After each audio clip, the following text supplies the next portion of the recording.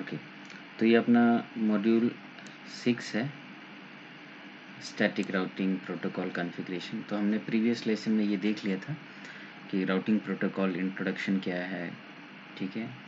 Means differentiation देख लिया था हमने कि what are the difference between routing protocols और कौन सा प्रोटोकॉल किस डोमेन में यूज़ करेंगे, किस इंफ्रास्ट्रक्चर में यूज़ करेंगे, ठीक है, और कब और कहाँ यूज़ करेंगे। तो अभी हम स्टैटिक राउटिंग देखेंगे।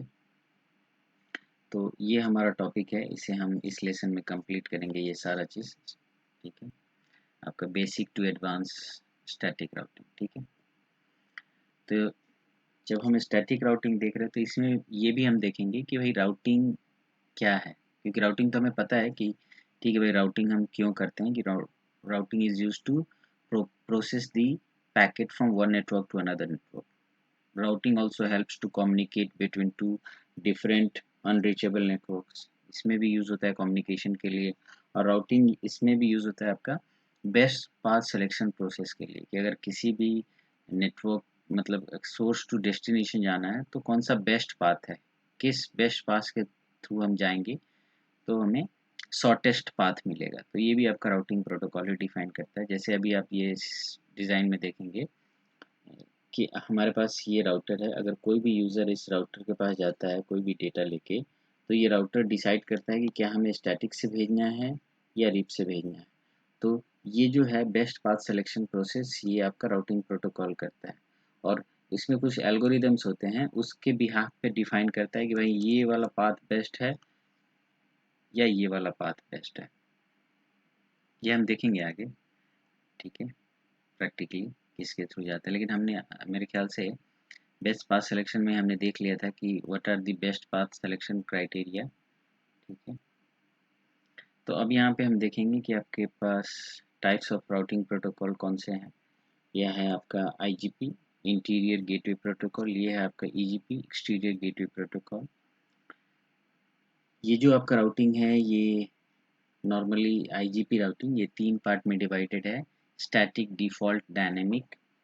स्टैटिक जो है आपका, स्टैटिक हम लोग मैनुअल राउटिंग उसे बोलते हैं। मैनुअल राउटिंग मतलब जो जिस नेटवर्क पे आपको जाना है वही आपका मैनुअल राउटिंग किया है, ठीक है। आपको मैनुअली आपने डिफाइन किया है उसको, ठीक है, कि भाई कैसे हमें किसी भी डेस्टिनेशन नेटवर्क पे जाना है, वो आपका मैनुअल राउटिंग हो गया। डिफ़ॉल्ट राउटिंग मतलब कि आपका जो डेस्टिनेशन वो अननोन है, आप उसे जानते नहीं हैं उसके नेटवर्क के बारे में, लेकिन आपको जाना है, that comes under default routing, ठीक है। तो ये नोन नेटवर्क्स के लिए होता है मैनुअल राउटिंग, लिमिटेड मतलब स्मॉल नेटवर्क्स में यूज़ होता है। ये आपका अननोन नेटवर्क मतलब basically default routing internet access के लिए होता है, ठीक है। डायनेमिक राउटिंग जो है वो है आपका मेन राउटिंग जो हम एक्चुअल में कॉन्फ़िगर करते हैं कंपनीज़ में। तो कंपनीज़ में नॉर्मली आप देखिएगा EIGRP या OSPF, ठीक है। रिप तो कहीं यूज़ होता नहीं है, लेकिन हम रिप देखेंगे, ठीक है, जब डायनेमिक पढ़ेंगे तब। ईजीपी के अंदर आपका बीजीपी प्रोटोकॉल आता है, बॉर्डर गेटवे प्रोटोकॉल, ठीक है। तो ये 2 डिफरेंट कंपनीज़ के बीच में कम्युनिकेशंस कराने के लिए होता है, 2 डिफरेंट एएस के बीच में कम्युनिकेशन कराने के लिए होता है। तो अभी तो हम बेसिक स्टार्ट कर रहे हैं, तो उसमें धीरे-धीरे देखते रहेंगे आगे। तो यहाँ पे है आपका टाइप्स ऑफ राउटिंग, तो इसमें हमने देख ही लिया था, yes we have 3 types of routing, ठीक है। स्टैटिक, डिफ़ॉल्ट और अपना डायनामिक है, ठीक है। तो स्टैटिक तो आपको मैंने बताया था, it's a manual routing for known destination, default routing is used for unknown destination, and dynamic routing is known as automatic routing। और इसमें एक्सचेंजिंग कैपेबिलिटीज़ होता है, नेटवर्क इंफॉर्मेशन एक दूसरे से राउटर शेयर करते हैं डायनेमिक राउटिंग में। लेकिन स्टैटिक और डिफ़ॉल्ट में ऐसा केस नहीं है, इसमें आपको मैनुअली अपना टेबल क्रिएट करना पड़ेगा, ठीक है। तो स्टैटिक राउटिंग क्या है? तो static routing is also known as non adaptive routing. Non adaptive मतलब किसी के ऊपर डिपेंडेंट नहीं है, ये खुद ये अपना टेबल बनाएगा, खुद ही अपना राउटिंग टेबल बनाएगा, और ये खुद ही कम्युनिकेशन पाथ क्रिएट करेगा, ठीक है। And it is a technique in which the administrator manually add the routes, path, network information in the routing table, ठीक है। ये खुद ही एडमिनिस्ट्रेटर पाथ डिफाइन करेगा, राउट्स डिफाइन करेगा, कैसे सोर्स टू डेस्टिनेशन रीच करना है, ठीक है। यहाँ पे आता है a router can send the packets for the destination along the route defined by the administrator। वही है कि जो राउटर उसी पे डेटा फॉरवर्ड करेगा, उसी डेस्टिनेशन पे डेटा फॉरवर्ड करेगा जो जिस का पाथ एडमिनिस्ट्रेटर मैनुअली डिफाइन किए हुए है राउटिंग टेबल में, ठीक है। और यहाँ पे ये आपका स्टैटिक राउटिंग में कोई ऑटोमेटिक एडजस्टमेंट नहीं होता है, ठीक है। इसीलिए ये टोपोलॉजी बेस्ड नेटवर्क नहीं है। मतलब टोपोलॉजी बेस्ड और कंडीशन बेस्ड क्या होता है कि मान लीजिए कोई लिंक डाउन हुआ तो ये ऑटोमेटिकली अपडेट नहीं करेगा, या एडमिनिस्ट्रेटर इसे मैनुअली अपडेट करेगा इस स्टैटिक राउटिंग सिनेरियो को या नेटवर्क को, ठीक है। लेकिन आपका डायनेमिक राउटिंग में जैसे कोई लिंक डाउन होता है या कुछ भी होता है तो ये ऑटोमेटिकली ये लोग एडजस्ट कर लेते हैं डायनेमिक राउटिंग प्रोटोकॉल्स कि भाई हाँ ठीक है, अगर ये लिंक डाउन हो गया तो चलो अब दूसरे लिंक से मैट्रिक कैलकुलेट करो और दूसरे लिंक से डेटा फॉरवर्ड करो। लेकिन इसमें ऐसा कोई नहीं होता है, इसमें सब चीज़ मैनुअली होता है, ठीक है। और यहाँ पे क्या है कि अगर कोई भी packet source to destination forward होना है तो होता क्या है कि एडमिनिस्ट्रेटर इस वो जो पाथ है वो ऑलरेडी डिफाइन करके राउटिंग टेबल में रहता है, तो वो इमीडिएटली वो फॉरवर्ड कर देता है उससे डेटा। तो उसमें क्या होता है कि प्रोसेसिंग पावर कम लगता है क्योंकि प्री डिफाइन है राउटिंग, उसमें तो कुछ एल्गोरिदम चलाना नहीं है, ठीक है। इसलिए सीपीयू पे थोड़ा लोड कम होता है, ठीक है। यही है कि मैनुअली डिफाइन रहता है and then all the packets flow the preconfigured path which is already defined by administrator from source to destination, ठीक है। तो जो प्री डिफाइंड पाथ है जो एडमिनिस्ट्रेटर उसे डिफाइन करता है उसी पाथ को वो फॉलो करके कम्युनिकेशन करता है वो, ठीक है। ओके, तो अब यहाँ पे हम देखेंगे कि कुछ और इन्फॉर्मेशन स्टैटिक राउटिंग प्रोटोकॉल्स का। तो यहाँ पे आप देखिए static routing table is created maintained and updated by the network administrator manually. तो जो भी नेटवर्किंग मैंने आपको बताया था इसमें आपका स्टैटिक राउटिंग में जो भी टेबल्स ये बनते हैं इसमें राउटिंग टेबल, ठीक है, वो राउटिंग टेबल जो है वो एडमिनिस्ट्रेटर ही बनाता है, क्रिएट करता है, मॉडिफाई करता है, मेंटेन उसे वही करेगा। अगर कोई लिंक डाउन होता है तो उस वो जो राउटिंग पाथ है उसे वो डिलीट करेगा। अगर इन फ्यूचर अगर कोई लिंक ऐड करता है तो उस वो इन्फॉर्मेशन राउटिंग टेबल में वो ऐड करेगा। ये सारा चीज़ आपका मैनुअल होता है। लेकिन अब जब सारा चीज़ मैनुअल है तो ये लार्ज नेटवर्क के लिए इंटरप्राइज नेटवर्क के लिए थोड़ा सा ये इम्प्रैक्टिकल हो गया। मतलब it's not a good practice to configure static routing for large network, right. अब आते हैं थर्ड है static routers will not share the routing tables with its neighbor routers। मैंने आपको बताया था ये नॉन एडेप्टिव है, मतलब ये किसी पे डिपेंडेंट नहीं होता है, सेल्फ मेड राउटिंग टेबल पे काम करता है। हाँ, डायनेमिक राउटिंग टेब जो प्रोटोकॉल्स हैं उसमें ये लोग शेयर करते हैं, लेकिन स्टैटिक और डिफ़ॉल्ट ऐसा कोई काम नहीं करता है।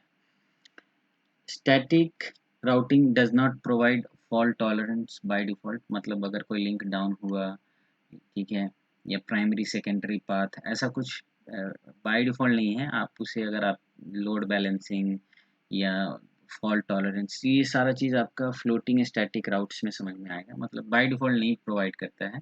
अगर आपके पास देखिए 2 लिंक अगर आपके पास है, एक लिंक डाउन हुआ तो दूसरा लिंक ऑटोमेटिकली अप है, वो कम्युनिकेशन करेगा ही करेगा।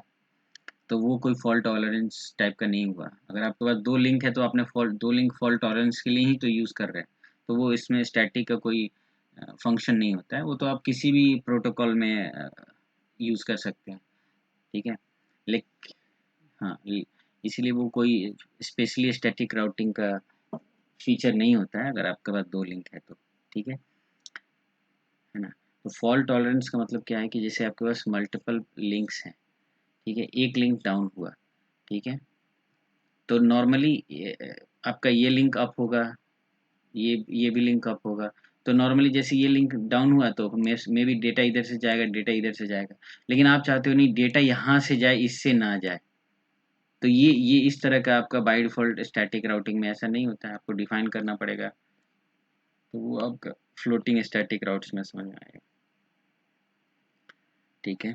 तो वही सारा चीज़ है कि अगर कोई भी चेंजेस होता है आपके राउटिंग डोमेन में, तो ये आपका एडमिनिस्ट्रेटर उसे मैनुअली उस चीज़ को कॉन्फ़िगर अपडेट करेगा।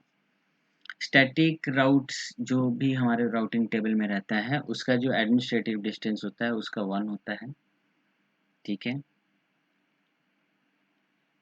और यहाँ पे आप देख लीजिए और ये आपको बता देता हूँ कि डिफ़ॉल्ट का भी 1 ही होता है और स्टैटिक का भी 1 होता है और डायनामिक का तो ज़्यादा होता है। तो ये क्या बोल रहे हैं यहाँ पे कि जो स्टैटिक राउटिंग है वो that those routes are better than dynamic routes. तो it is always preferred over dynamic routes क्योंकि इसका एडी कम है, ठीक है। और फिर हम देखेंगे कि अगर हम जब एडी मैनिपुलेशन या एडवांस स्टैटिक राउट के बारे में जब देखेंगे तो उसमें हम देखेंगे ये फ्लोटिंग स्टैटिक राउट्स के बारे में। तो नॉर्मली अभी तक ने हमने क्या देखा कि स्टैटिक राउटिंग क्या है। तो static routing it's a manual routing configuration, ठीक है। इसमें सारा मेंटेन कॉन्फ़िगरेशन एडमिनिस्ट्रेटर उसे करता है, ठीक है। एंड ये आपका फॉल्ट टॉलरेंस प्रोवाइड नहीं करता है, इसका एडी 1 होता है, ठीक है। अब आते हैं कुछ कुछ एडवांटेज और डिसएडवांटेज कि भाई एडवांटेज क्या है और डिसएडवांटेज क्या है, ठीक है। तो मैंने आपको पहले बताया था कि जो स्टैटिक राउटिंग है उसमें क्या है कि जो राउटिंग टेबल है वो प्री डिफाइंड एडमिनिस्ट्रेटर उसे प्री डिफाइन करके बनाया है। तो हुआ क्या कि जो आपका राउटर है उसने कोई एल्गोरिदम रन नहीं किया। जब कोई एल्गोरिदम रन नहीं किया तो सीपीयू यूजेज हुआ ही नहीं, ठीक है। मतलब सीपीयू यूजेज तो होता है लेकिन उतना नहीं हुआ जितना नॉर्मली डायनेमिक राउटिंग प्रोटोकॉल्स में होता है, ठीक है। तो थोड़ा सा यहाँ पे सीपीयू यूटिलाइजेशन आपने सेव किया, ठीक है। बैंडविड्थ यूटिलाइजेशन भी सेव होता है क्योंकि इसमें कोई ब्रॉडकास्टिंग या कोई मल्टीकास्टिंग काइंड का कोई इन्फॉर्मेशन शेयर नहीं होता है क्योंकि आपने प्री डिफाइंड पाथ डिफाइन किया तो उसी के थ्रू कम्युनिकेशन होगा, ठीक है। नॉर्मली डायनेमिक राउटिंग में क्या होता है हर 5 सेकेंड्स में या 10 सेकेंड्स में हेलो मैसेज एक्सचेंज होता है नेबर्स के बीच में, ठीक है। लेकिन यहाँ पे ऐसा कोई सीन तो है ही नहीं, ठीक है। और ये थोड़ा सा सिक्योरिटी इन्हेंस करता है as compare to your dynamic routing. Dynamic में क्या है कि अगर कोई भी राउटर डायनेमिक राउटिंग कॉन्फ़िगर करता है तो वो ईजिली आपका नेबर बन जाएगा और आपका सारा राउट्स उसके पास चला जाएगा। स्टैटिक में क्या है कि अगर आप कॉन्फ़िगर कर रहे हो पाथ, ठीक है, या आप रिवर्स पाथ कॉन्फ़िगर कर रहे हो तभी कम्युनिकेशन होगा। मतलब ये वन वे ऐसा नहीं कि हम एक तरफ से राउटिंग कर दिए कम्युनिकेशन शुरू हो गया, नहीं। लेकिन डायनामिक में क्या है, ठीक है, आप रिप चल रहा है भाई, आप भी रिप चला दो, नेबरशिप बन जाएगा। विदाउट सिक्योरिटी बात कर रहे हैं ये कि अगर कोई पासवर्ड वगैरह नहीं लगा हुआ, ऑथेंटिकेशन नहीं लगा हुआ है तो। लेकिन स्टैटिक में क्या है कि अगर एक तरफ अगर किसी एडमिनिस्ट्रेटर ने किस कम्युनिकेशन के लिए पाथ डिफाइन किया तो रिवर्स पाथ भी कॉन्फ़िगरेशन होना चाहिए तभी कम्युनिकेशन होगा। मतलब दोनों तरफ से दोनों एडमिनिस्ट्रेटर एग्री होगा तभी कम्युनिकेशन होगा, तो इसलिए थोड़ा सा सिक्योर है ये, ठीक है। डिसएडवांटेज क्या हो गया भाई, यहाँ पे लार्ज नेटवर्क के लिए कॉन्फ़िगरेशन थोड़ा प्रॉब्लम है। क्यों प्रॉब्लम है? क्योंकि लार्ज नेटवर्क के लिए अगर आपके पास 20 राउट्स है या 30, 50, 100 राउट्स हैं या प्रीफिक्स हैं तो उसको ऐड करके, ठीक है, सोर्स डेस्टिनेशन डिफाइन करेंगे तो आप कहीं गलत कॉन्फ़िगरेशन कर दिए तो सारा प्रॉब्लम हो गया। अगर गलत हो गया तो फिर से आपको हटाना भी पड़ेगा मैनुअली, ठीक है। अगर अगर एडमिनिस्ट्रेटर को टोपोलॉजी का सही नॉलेज नहीं है, क्योंकि देखिए अभी हम सिमुलेशन पे काम करें तो आपको राउटर दिख रहा है, हाँ भाई एक राउटर 1 वहाँ है, राउटर 2 यहाँ है ना? तो आपको दिख रहा है तो आप चलिए ठीक है कॉन्फ़िगर कर दिए, लेकिन एक्चुअल लाइव एनवायरनमेंट में या कंपनीज़ में राउटर आपको दिखता नहीं है, ठीक है। वो तो सीडीपी प्रोटोकॉल के थ्रू आप सर्च करके या कुछ भी डिफाइन करके आप कम्युनिकेशन डिफाइन कर रहे हो, सोर्स टू डेस्टिनेशन या नेबर डिफाइन कर रहे हो, ठीक है। तो लार्ज नेटवर्क में अगर थोड़ा सा भी गड़बड़ हो गया तो गड़बड़ हो जाता है, इसलिए आप जो जिसके पास टोपोलॉजी का सही इन्फॉर्मेशन है वही आपका स्टैटिक राउटिंग प्रॉपर्ली कॉन्फ़िगर करेगा। यहाँ पे एक इन्फॉर्मेशन है, if connected link to the neighbour router is down, ठीक है।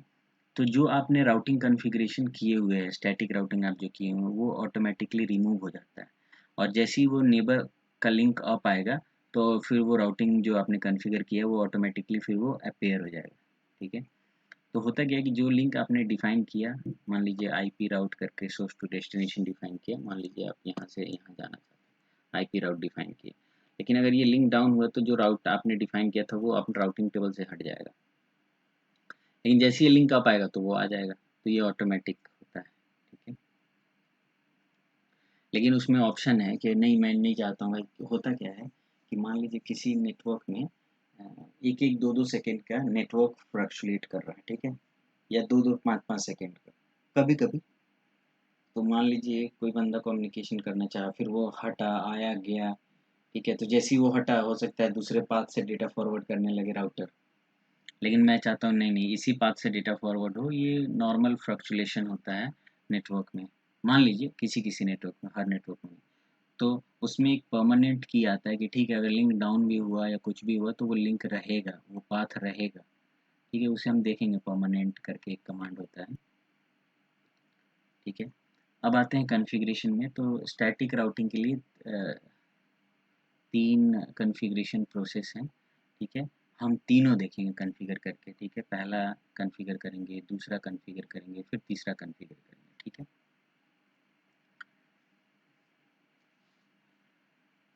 तो अब पहला कॉन्फ़िगरेशन जो है आपका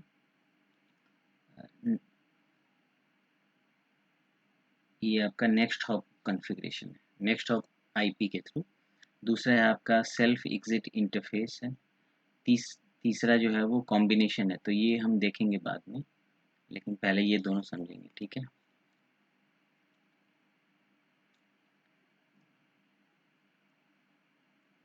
तो हमारे पास ये एक लैब है जिसमें 2 राउटर है, दोनों राउटर के पास अपना अपना एक नेटवर्क है।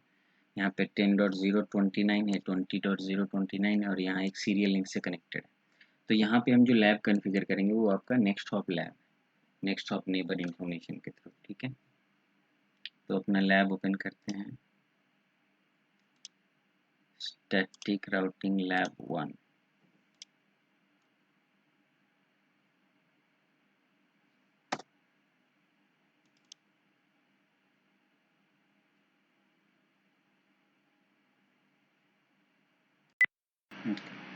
तो ये लैब स्टार्ट हो गया, इसमें हम स्टैटिक राउटिंग कॉन्फ़िगर करेंगे।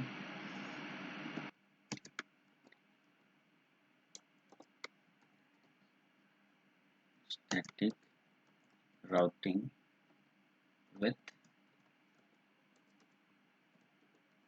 Next hop neighbour. ठीक है, ये पहला देखेंगे। तो ये किसी कोई भी आप लैब कॉन्फ़िगर करें स्टैटिक राउटिंग में, क्या क्या डिफाइन होना चाहिए। सबसे पहला पहला क्या होना चाहिए कि आपका नेटवर्क जो कनेक्टिविटी है डिवाइसेस का वो प्रॉपर होना चाहिए। ठीक है ना, जैसी कनेक्टिविटी आपका प्रॉपर है, उसके बाद आपको आईपी एड्रेस असाइन करना है according to the given subnets. ठीक है, तो जो सबनेट्स डिफाइन किया है उसी के अकॉर्डिंग हम आईपी कॉन्फ़िगर करेंगे। तो उसके लिए हम सारे लैब के डिवाइसेस को ऑन करेंगे। तो इस पे आप क्लिक कर सकते हैं, start resume all nodes, yes.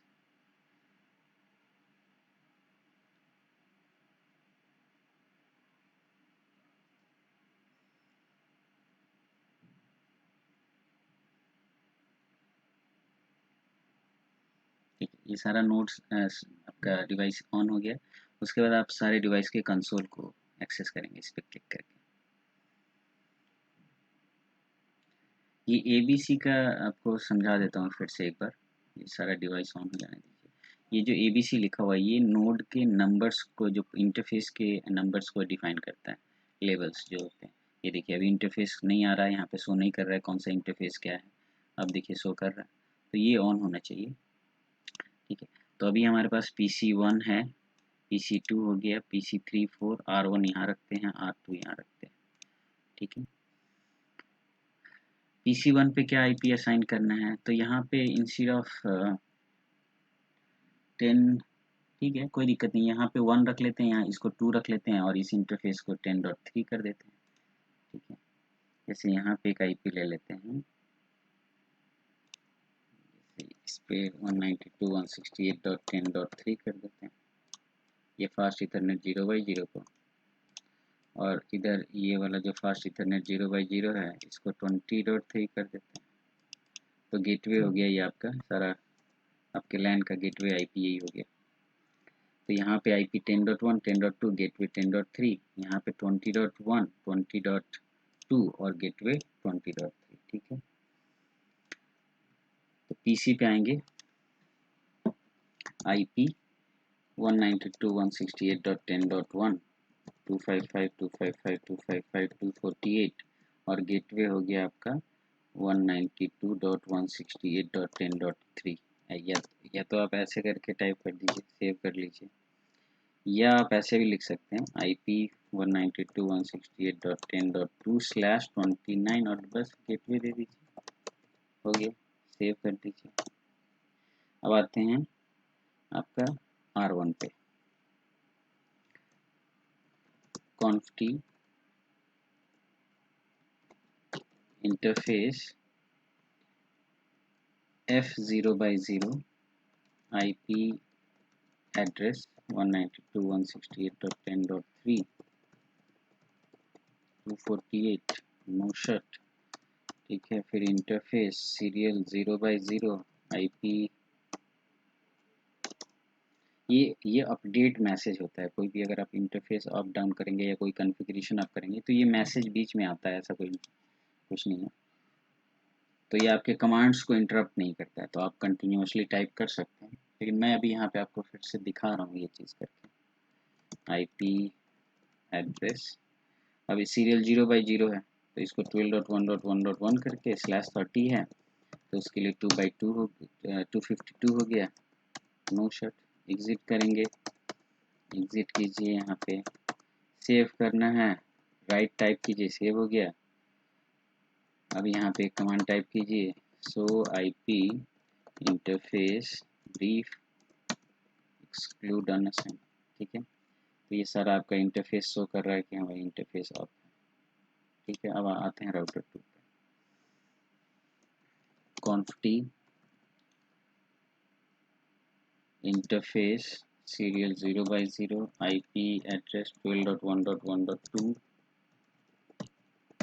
252 no shut. अब आते हैं interface F0/0 IP address 192.168.20.3 248 no shut end write, save हो गया। और वो कमांड टाइप कर दीजिए, so IP interface brief exclude unassign. तो ये आपको शो कर दिया कि भाई दो इंटरफेस पे IP कॉन्फ़िगर्ड है। अगर हम ये कमांड टाइप करते हैं सो IP इंटरफेस ब्रीफ, तो इसमें क्या करेगा, सारा इंटरफेस शो करेगा जो इंटरफेस पे IP है और जिस पे नहीं है। लेकिन हमें तो वही इंफॉर्मेशन चाहिए भाई कि जिस पे IP है, तो आप एक्सक्लूड कर दीजिए।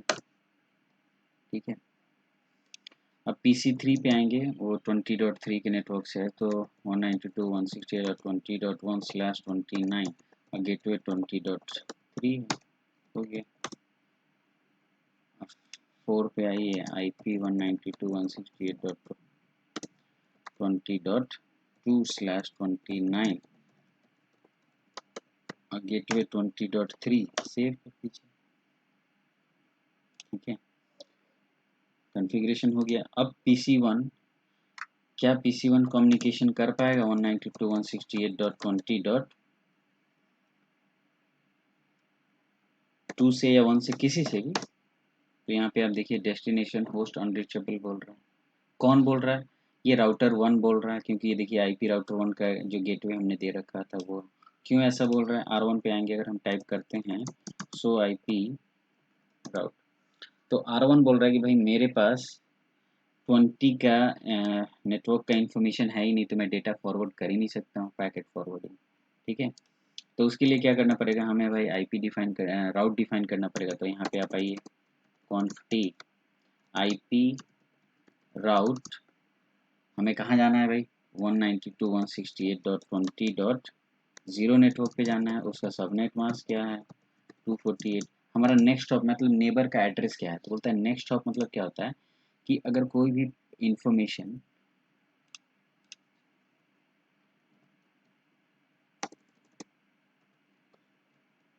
ठीक है, कोई भी पैकेट अगर इस राउटर से इस पे भेजना है तो कौन सा इंटरफेस रिसीव कर रहा है, उसका IP क्या है।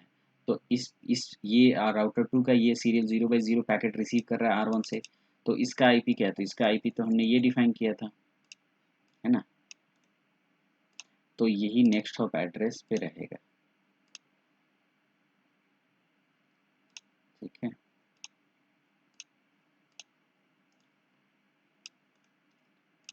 और यहाँ पे हमने दे रखा है 12.1, ठीक है। तो यहाँ पे डिफाइन कीजिए नेक्स्ट हॉप एड्रेस 12.1.1.2, ठीक है, डिफाइन हो गया।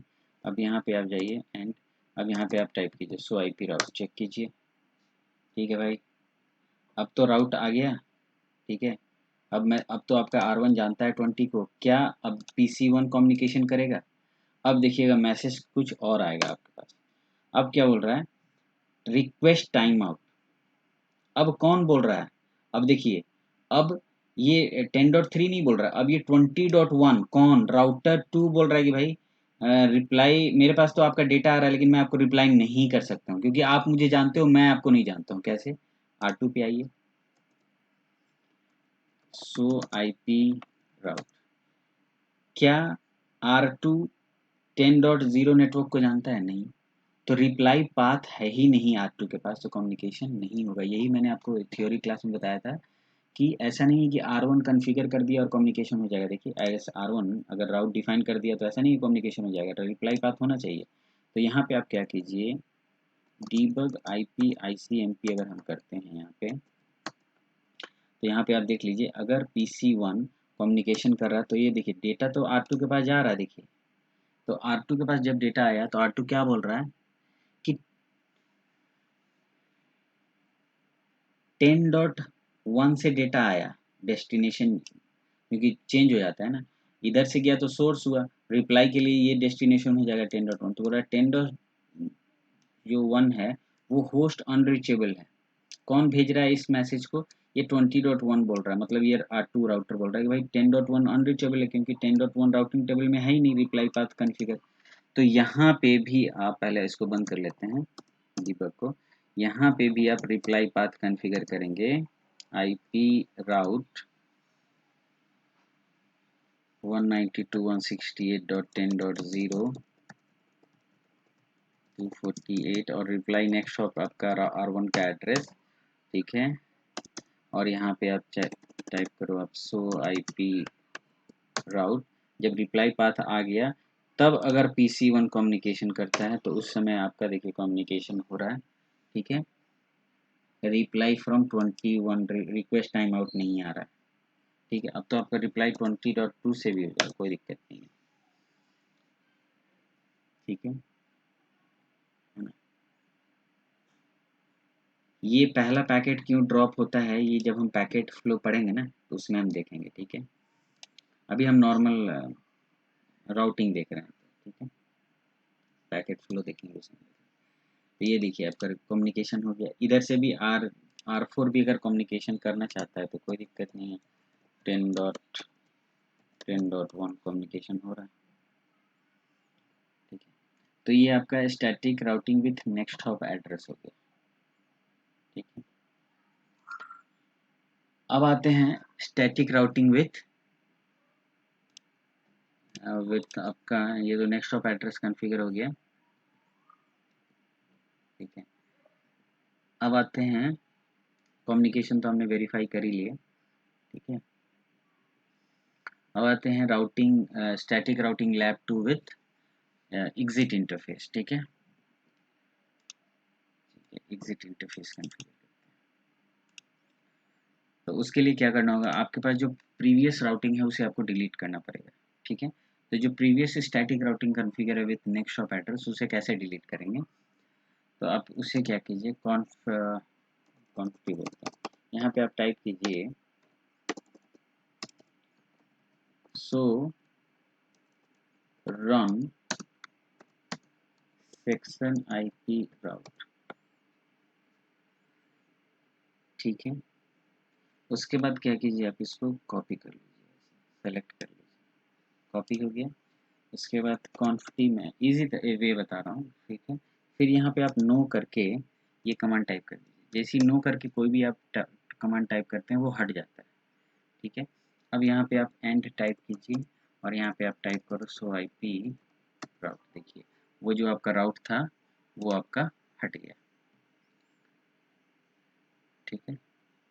वो आपका 10.0 वाला जो राउट डिफाइन था, सॉरी 20.0 वाला, यहाँ ये वाला राउट आपका स्टैटिक राउट हट गया, ठीक है। अब आते हैं R2 पे। इस पे भी अगर वो राउट हटाना है, ठीक है, तो आप टाइप कीजिए सो रन सेक्शन IP राउट, फिर वो आ गया कॉन्फ टी टाइप करो आप, ठीक है। अब आप इसको कॉपी करो, फिर यहाँ पे आप और इसे आप पेस्ट कर दो, ठीक है।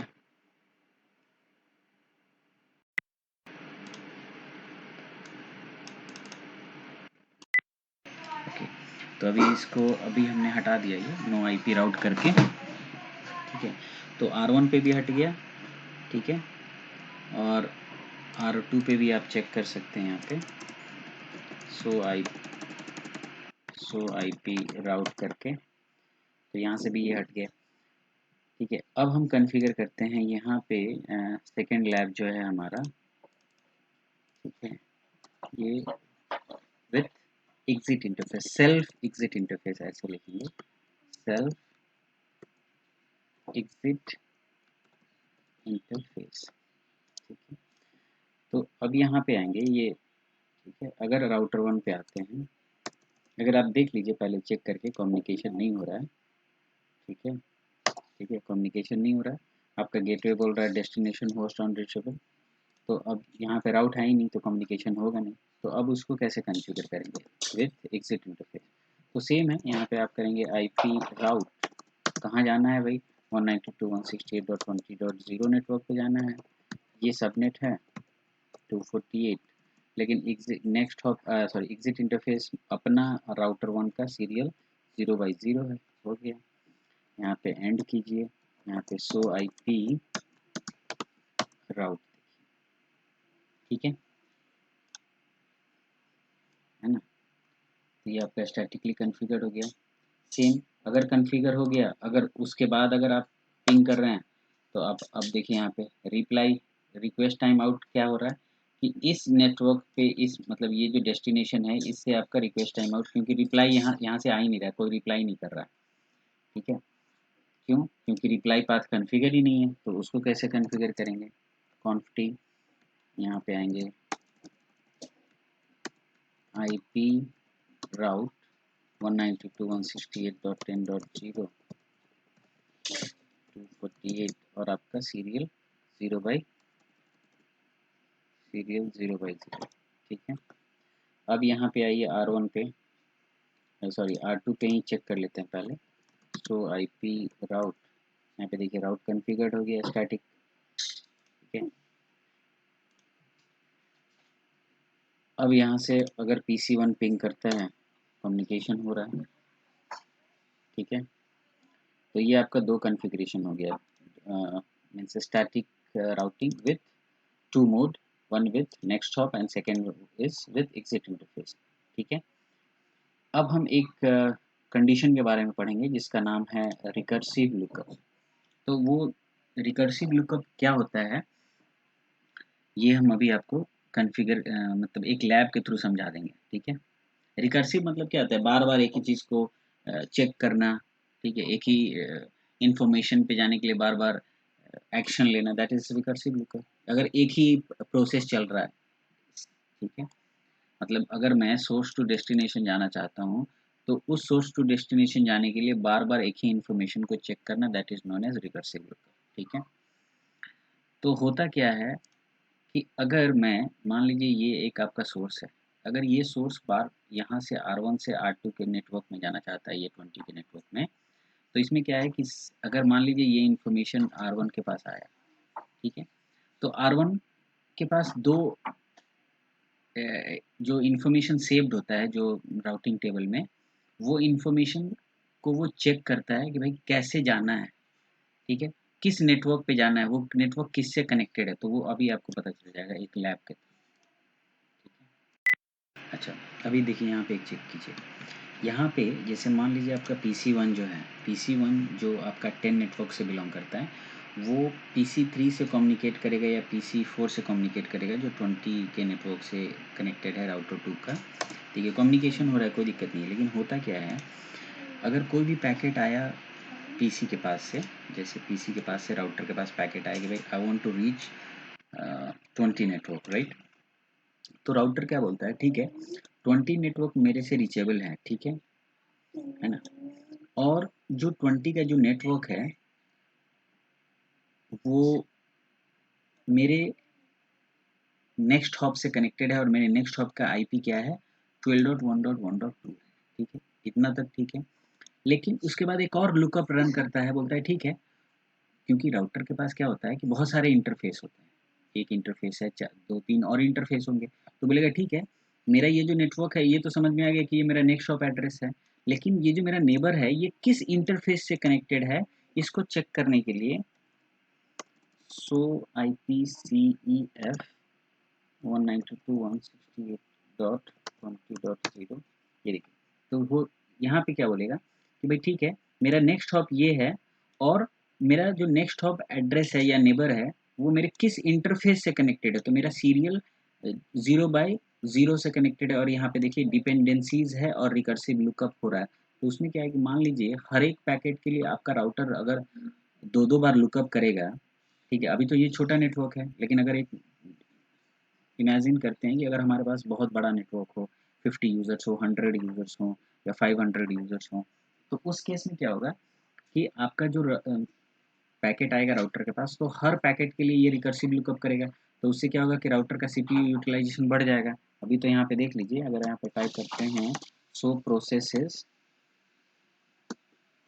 CPU, तो इसमें तो चलिए ठीक है, ये तो वर्चुअल इसमें VM पे रन कर रहा है, लेकिन एक्चुअल जो राउटर है उसमें आप देखिएगा कि CPU यूटिलाइजेशन बढ़ जाएगा, ठीक है, क्योंकि बार बार रिकर्सिव लुकअप हो रहा है एक ही चीज़ के लिए, ठीक है। तो उस केस में, ठीक है, तो उस केस में हमें क्या करना, कॉन्फ़िगर करना पड़ेगा, हमें कॉन्फ़िगर करने पड़ेगा, जो राउटिंग कॉन्फ़िगर करना पड़ेगा वो दोनों के कॉम्बिनेशन में कॉन्फ़िगर करना पड़ेगा। अभी जो हमने कॉन्फ़िगर किया है राउटिंग, वो तो नेक्स्ट हॉप से कॉन्फ़िगर किया है, ठीक है। लेकिन अगर मैं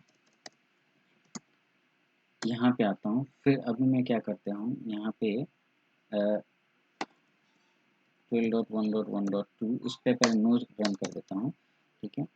और यहाँ राउटर 2 पे भी आता हूँ, कॉन्फिग